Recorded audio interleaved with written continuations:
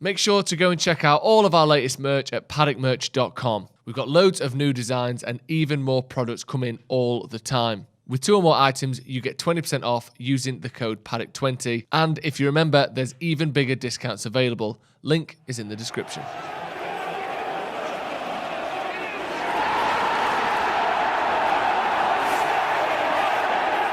Yes, people, what's going on? Welcome to Stretford Paddock. This is Uncensored, and it's Mckola and Buvey today. Buvey, thank you for joining me, bro.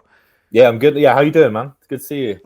I know it's good to see you. Usually, we're in the middle of a game, kick-off. It's a bit heated, but it's good to see you, man. A little bit cooler today. Obviously, calm before the storm with the derby this weekend.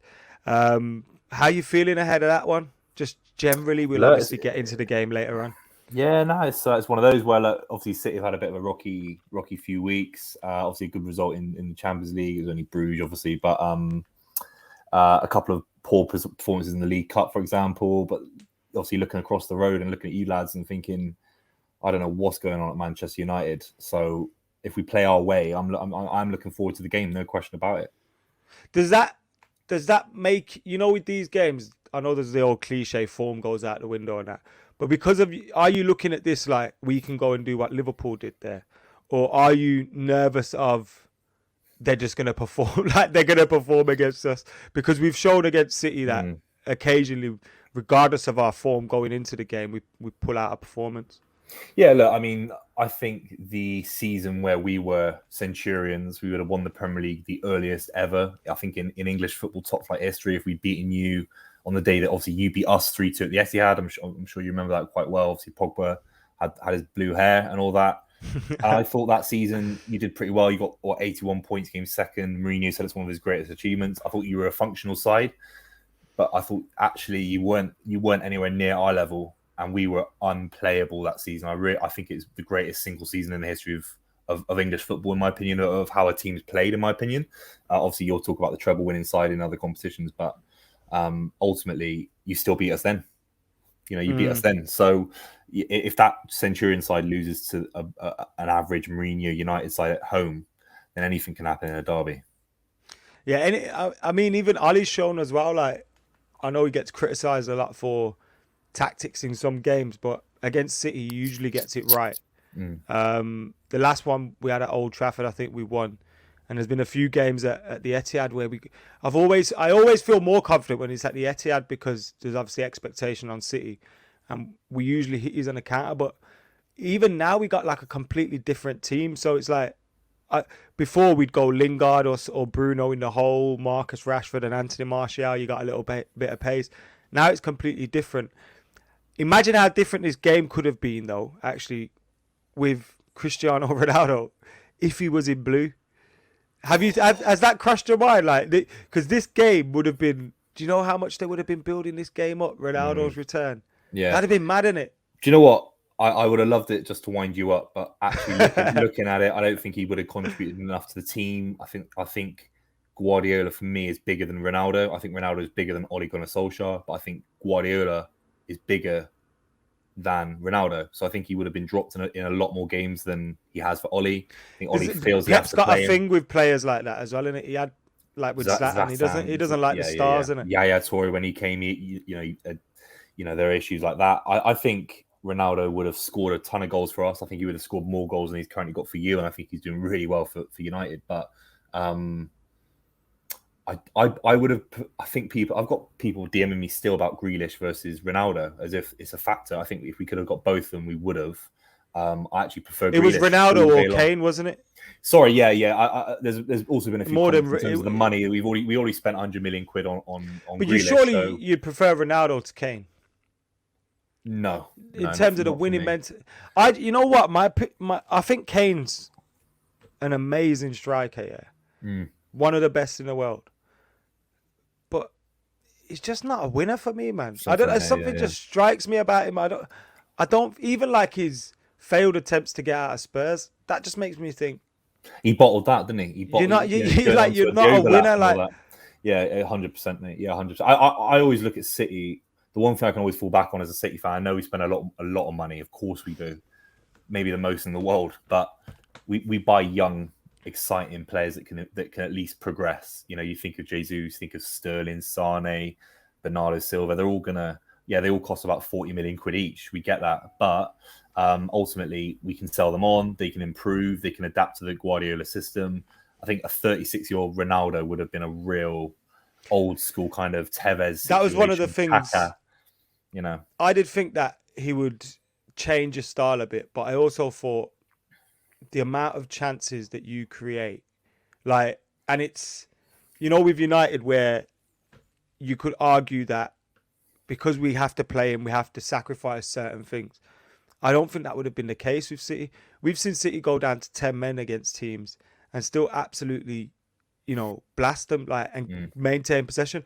So I think if any team can sacrifice having one player hanging in and around the 18-yard box and being a finisher and, you know, looking to get on the end of things, I think it's City. And I think Ronaldo would have been probably perfect. And I'm just glad that I'm not going to Old Trafford this weekend and seeing Cristiano Ronaldo come out in blue. I'm actually glad I'm also not on the kickoff this weekend, sat next to you, because if it goes anything like it could do, oh man, that would have been a dreadful place to be.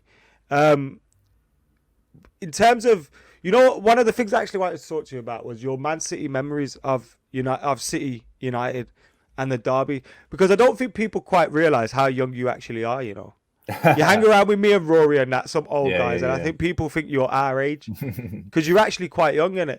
And your memories are probably so your memories are a lot different to mine. Yeah, obviously you've got memories from the 90s when you were beating us when you know we're obviously at Main Road, and I'm really, I'd be lying if I can say I physically remember Main Road. I actually went to Main Road in the final season. I would have been about 4. But it's all about the City of Manchester Stadium back in the day, and obviously the Commonwealth Stadium, and we had some really impressive wins there. I think I think it was the 4-3. Sean Gurt. I think it was Sean Wright Phillips scored a banger. Obviously, I remember the derby where Peter Schmeichel. Obviously, that was the same game as Gurt. Obviously, but for me, some of the best ones were kind of when I was early teenagers. When Sven was there for a season. Obviously, we beat you home and away. Is that Ilano? I think Alano Benjani scored in both home and away. Obviously, one of those games was the Munich air disaster memorial game or whatever. But really special derbies even before the takeover. And I think actually, I always look back on it, but the 6-1 in 2011, which is obviously literally 10 years ago, comes to 10 years of that, it's one of the most important games maybe in the history of English football. Certainly for City. Not in the history of English football. It's up there. But I think it really is, because if you look back on it, you know, there's going to be Man United Liverpool games that are up there. You're thinking of maybe Leeds United games from the 50s. Do you feel like that was it's pivotal, a turning point? Yeah, of course it was, because I think Ferguson up to that point was untouchable. I thought he was I thought he literally was untouchable. Every decision he made was perfect, and by the 4th or the 5th, and you got fans walking out the stadium, it felt like he ran out of answers. It felt like the money actually did kind of knock out Ferguson. I think Ferguson probably thought, right, I'm giving it 18 months, and I'm going to retire because I can't beat these nation states. Nah. I know it's an age thing as well. I'm not saying City retired Ferguson. I'm not trying to say that at all. But I think he might have thought after that, hang on a second, I'm facing a state. You know, I can make Darren Fletcher a better midfielder on the training pitch, or I can play a 4-5-1 and keep it tight and get the best out of an old Scholes, for example. But it gets to the point now where I'm probably a little bit out of my depth in terms of competing, and that's why I think the season where we won the league 2 years or a year later. When you took it back, yeah, you did. The year after that, you won the league after the 6-1. So, and that is one of the most impressive Premier League wins ever, in my opinion, because it wasn't the best side. It was, you know, I thought it was a pretty poor Man United side, but to get a title win out of that, plus Van Persie, was very, very impressive.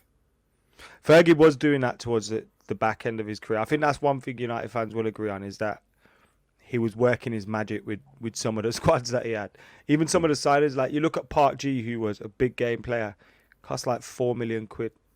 100%. You know, Van der Sar was amazing, cost less than 2 or around 2, I think.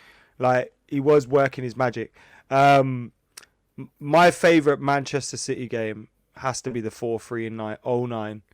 I got some great videos from the game and pictures which I tweeted not long ago because I found them all on my old laptop. But that game, because I remember the build up to that game. You got Tevez. The sun was shining. We were all singing that Tevez song before the game. I was absolutely smashed. And then it was one of those games where we felt like City could beat us. You know, we'd just lost Ronaldo. We replaced Ronaldo with Mckola. Like, it wasn't a great replacement for the greatest player. And to beat City in that manner, and the way the game went, I think Bellamy was electric for City that day. Scored a great goal. But yeah, man, that's one of my favourites. That game. In fact, that's probably my favourite ever game at Old Trafford. Really? In terms of like being there and enjoying it and the emotions of the game and the 90 minutes and everything. Well, you would have loved it because you cheated to get the win. So obviously you love it, don't you? I mean, How do you work that one out? Well, because you had about 15 minutes of extra time. You actually did that. Yeah, people that do that. We're celebrating for how long at 3-3? The added time was deserved. Mate, it was no, it was miles off, mate. It was at least 8. It was about 8 or 7 minutes, way too long. It was perfect. That's why it was so perfect, because the 3-3 happened. You cheated. And then the 4-3 happened, and it was just the quality of gigs with the pass. It wasn't. It was quality. It was I can't deny that. I can't deny that. And actually, Bellamy's goal, long range. I think it was also Bellamy's little finish, tight angle. Even Gareth Barry finishing to an open net with really nice on his left foot. Barry doesn't score. Do you know what I mean? So. Yeah, and it felt a bit too early. It felt like one of those games where maybe next season Newcastle face you lot or face us, and maybe they've got Jesse Lingard and they've got a top keeper, and it's a bit too early. What do you think about Newcastle? Do you think they can repeat what City have done? No, I think with a fine. Look, I'm not saying Newcastle won't win anything, of course not. But look, City. You actually look back at the time. City won an FA Cup within 18 months, beating you in a semi-final of an FA Cup. Convincingly, by the way. Yaya Toure, someone that we spent 30 million quid on, put him on 200 grand a week, and he was dominating your midfield. Can Newcastle buy Yaya Toure, level quality player, for 30 million quid? Obviously not inflation. You look at every big name at that level. Yaya Toure, if that happened, would have cost David Silva, Yaya, Aguero, Tevez, all would have cost 100 million quid each if it was today. So, and you can't spend 400. I don't care what you say about this, this blank check, but you cannot spend 400, 500 million quid on that. You just can't in a window. You just cannot do it. So I don't think they're going to be able to make enough changes quick enough. I think they can win. It's going to be a slower build, isn't it, than City and Chelsea? 10, 15 years, bro. It's 10, 15 years. They need to get their academy sorted. They need to get a load of players. I reckon they'll be in Champions League within 10, inside. Yeah. But possibly 5, 6. City won a Premier League because we have two. We spent 150 million quid on Mendy, Walker. We had Cancelo in there as well. Because if you look, Chelsea will keep chopping and changing. Yeah, and they'll always be a Champions League team. They might have a year out, but they'll pretty much always be.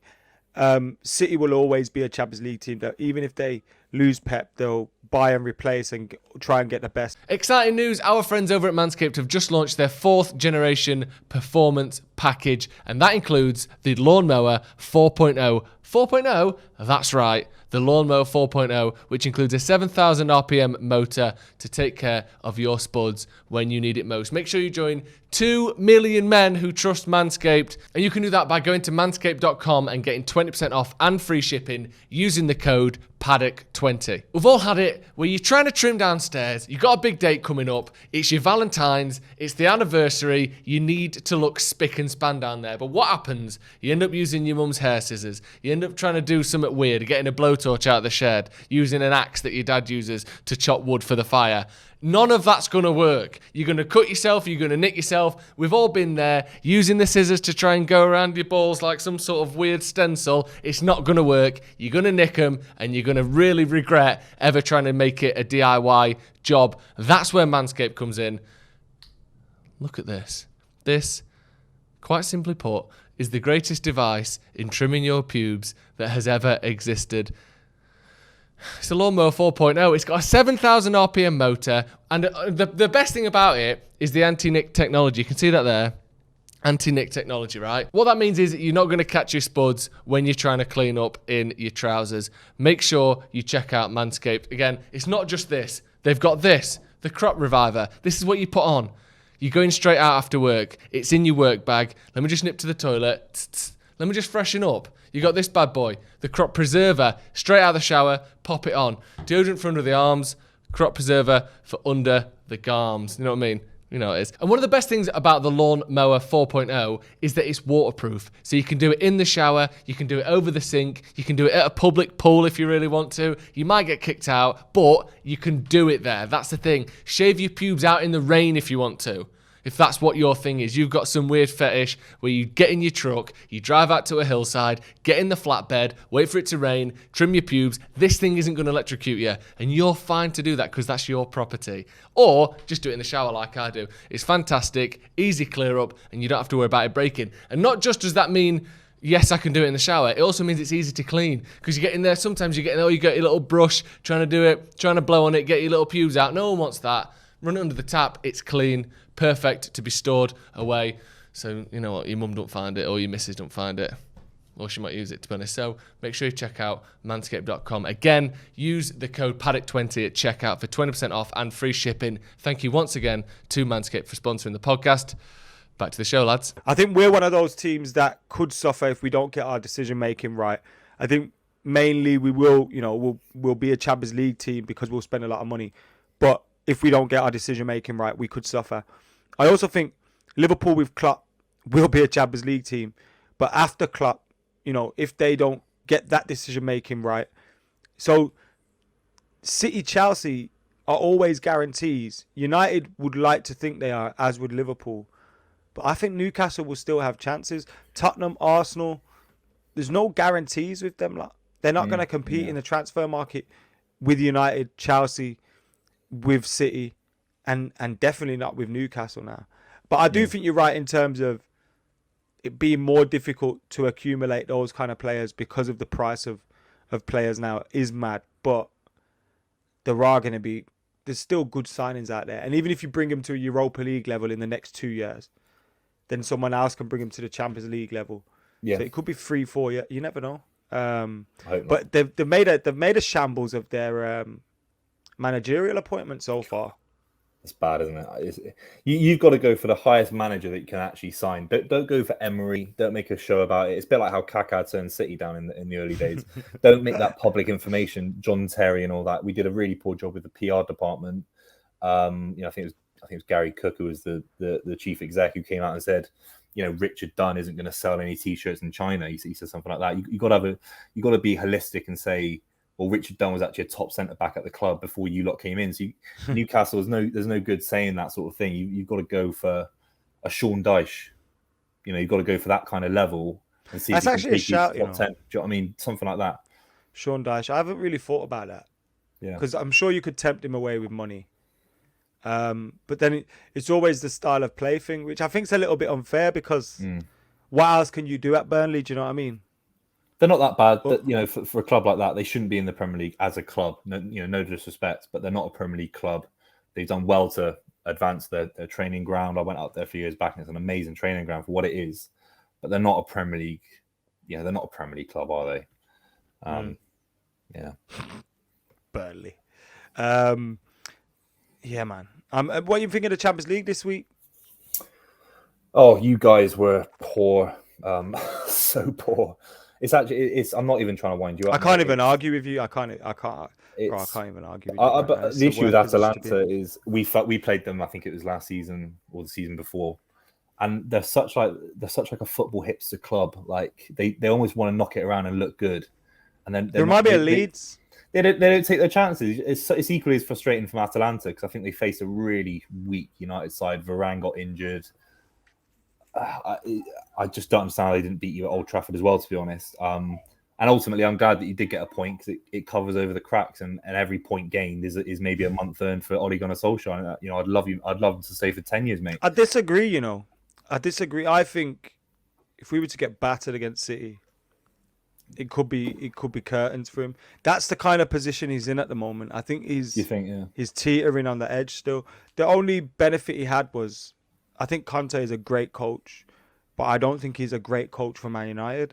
And with the board that we have and all those kind of things, I don't think it would have been a great fit in But I think in the long term. I always try and bring this up to you, and it does definitely come across as me being a bit annoying, trying to wind you up. And I get that because it's match day. Maybe we're talking about United when they're losing live, but obviously now we're not talking about a game in particular. It's a Thursday, but I think your club is way worse than that. I think you're actually looking at it with rose-tinted spectacles, as if this is Ferguson coming into the what was it, Ron Atkinson era or whatever, as if you've got more time than you've got. You don't have that much time.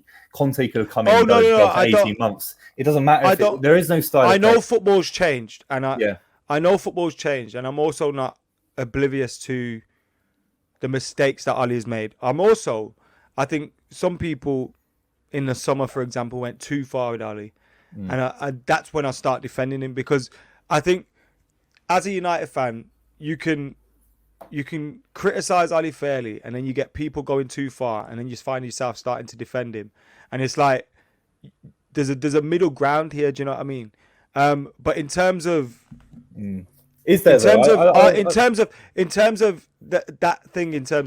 short-term managers, I know Manchester United aren't going to get a manager for 20 years anymore.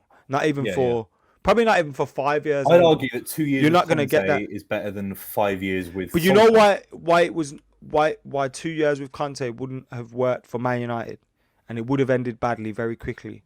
One, the board wouldn't have worked with him in the long run, and whatever you think of, that's not me defending the board or whatever, but it wouldn't have worked. So Conte would have lost his head, and he would have been bald by the end of it, and his wig would have been gone.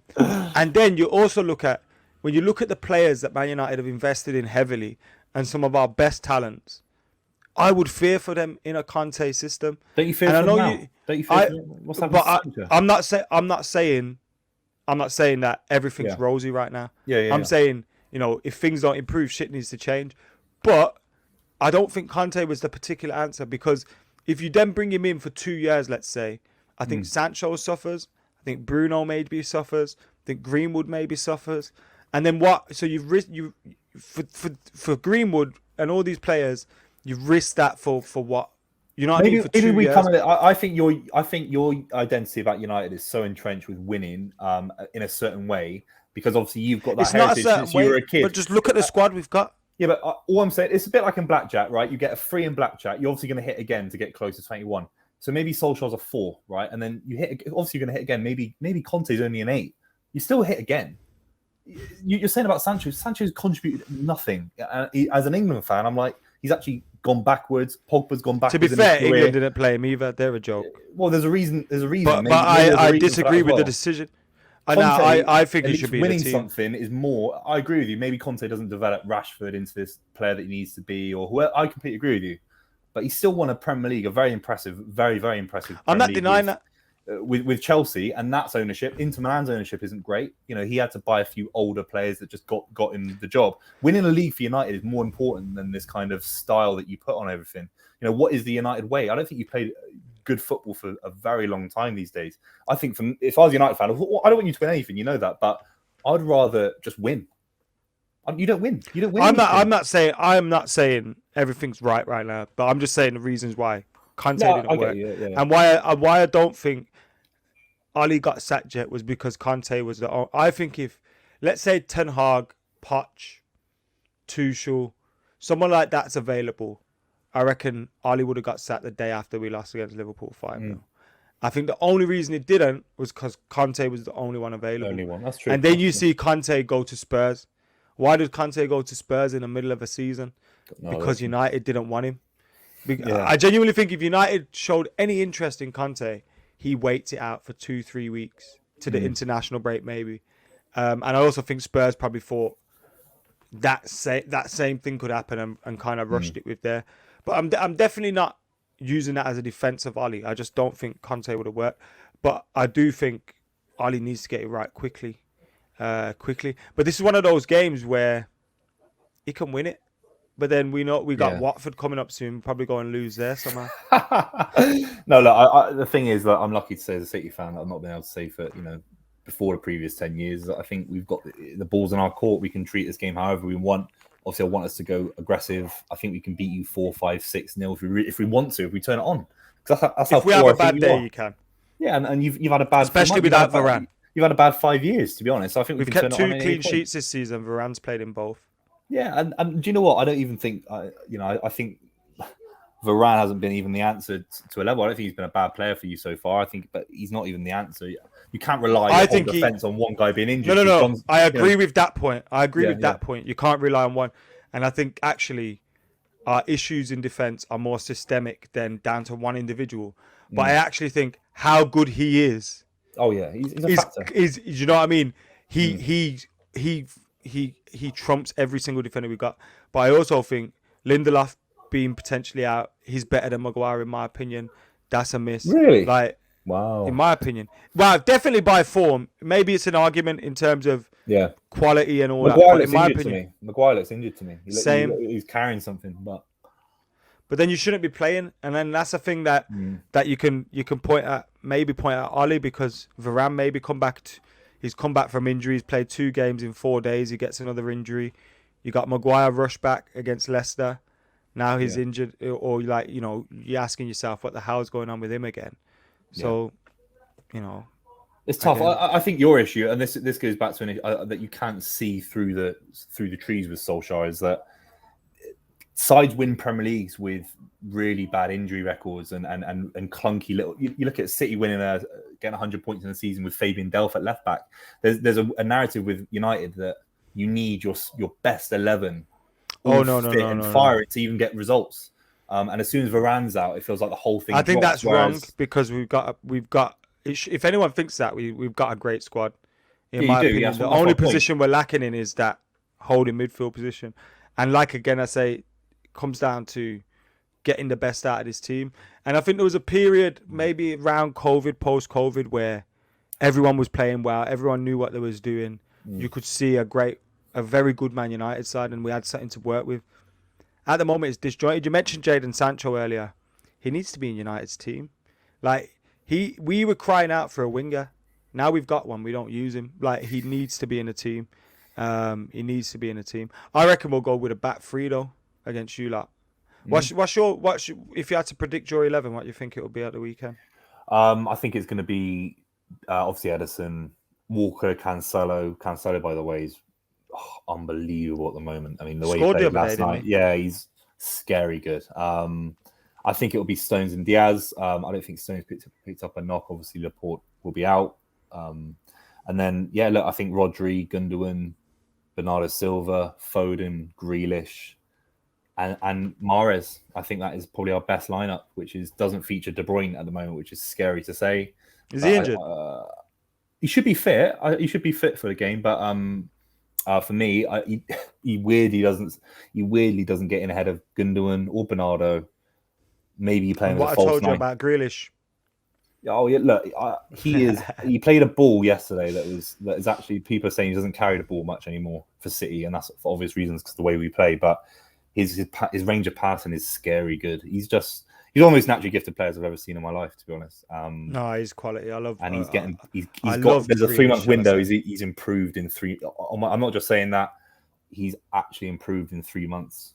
He's against Spurs. He looked really poor against Spurs. He looked a little bit out of his depth. Not poor, maybe a bit extreme, but he looks a little bit out of his depth, timing wise, when to deliver the ball. But now he looks scary. How much I think he's improved already under Guardiola, and that's another aspect of talking about managers is you buy these 100 million quid assets, and you sort of get appreciation on those assets if they're managed by someone day to day as good as Guardiola.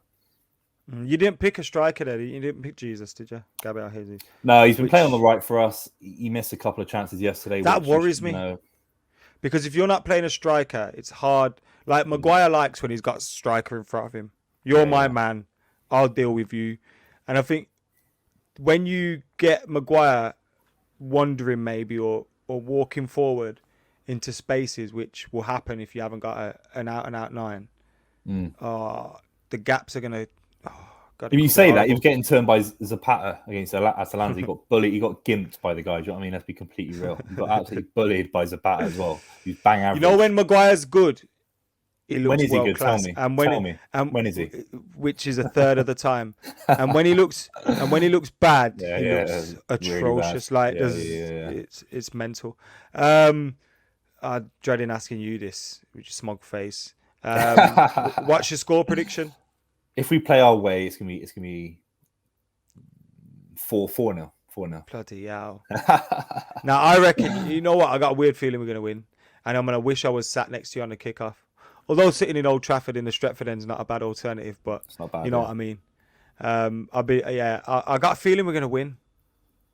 I don't know. Like, if we lose, it's right up there with some of the most embarrassing derby losses ever because you're so poor. The quality of our 11, like worst United squads have beaten better City teams. Do you know what I mean? Yeah, but with better managers, and it shows you how important Ferguson was, for example. Well, only Ollie's Ferguson, also really. Ollie's record against Pep is very good. Like I think it's... we can all argue everything else, but his record against Pep is very good. Yeah, but it's not. But is it though? It is, yeah. When the League Cup, has Pep beat him at the Etihad? But here's the thing: derbies, right? Especially for two clubs at the top of the Premier League table in the last 5-10 years, and in League Cup semi-finals and in FA Cup semi-finals, none of those derby wins have meant anything. They've meant nothing. You beat us 3-2. Pogba's celebrating. Chris Smalling's going Larry. You're looking at little. We'll have your fucking tables. But you beat us 3-2, and then it's like that was to stop us getting 103 points. But you had to take your fireworks down and that, so that was funny. Yeah, but we were going to get little old City. We're going to get 103 points that season if it wasn't for you. That was funny. That's the level we're at. It wasn't funny. It was funny though. That's the level that we're at, and that I'm just trying to find the camera. There we go. That's where we are. And you're getting banged by at a village in Italy, bro, and a village in Spain. In the wow, we took 4 points off them. 4 points off them. Mate, they were all over you as well. You know that. Shh. It's finished now. you got to go back to work. Buvey, thank you for joining me. Appreciate it. Make sure you subscribe to Buvey's channel. Links in the description below. He'll have reaction to the game and he'll be reacting to United beating City on the weekend. So make sure you go and watch that. Enjoy the kickoff without me. And I'll Cheers, mate. see you soon, bro. See you, man. Thank you.